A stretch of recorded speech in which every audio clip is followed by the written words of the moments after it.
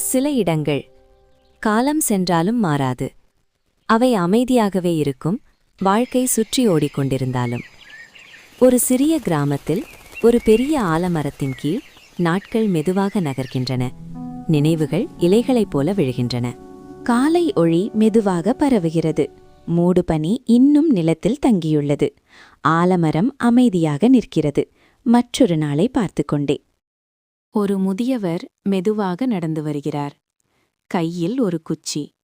அவர் நிழலில் அமர்கிறார். அந்த அமைதி அவருக்கு பழக்கமானது. ஒன்றாக இன்னொருவர் வருகிறார். மெல்ல அவர்கள் எல்லாம் கூடுகின்றனர். அவர்கள் அருகில் அமர்கின்றனர், பேச்சில்லாமல் ஆனால் புரிதலுடன்.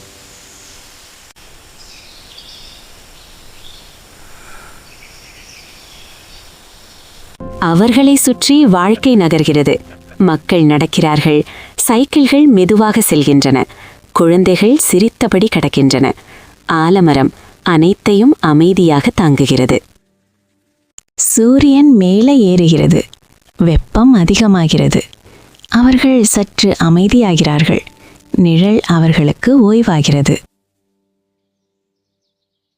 என்று ஒரு இடம் காலியாக இருக்கிறது. யாரும் அதை பற்றி பேசவில்லை. ஆனால் அந்த அமைதி கொஞ்சம் கனமாகிறது. இந்த மரம் எல்லாவற்றையும் நினைவில் வைத்திருக்கிறது. சிரிப்புகளையும் சிறிய கதைகளையும். மக்கள் மாறினாலும் நினைவுகள் இங்கேயே தங்குகின்றன. மாலை மெதுவாக வந்து சேர்க்கிறது. நிழல்கள் நீளமாகின்றன. அவர்கள் மெதுவாக எழுந்து செல்கிறார்கள். அவர்கள் பழக்கமான பாதையில் நடக்கிறார்கள். அடிசத்தம் மெதுவாக, ஆனால் உறுதியாக. ஆலமரம் மட்டும் அங்கேயே நின்று கொண்டே இருக்கிறது. இரவு அமைதியாக இறங்குகிறது. கிராமம் தூங்குகிறது.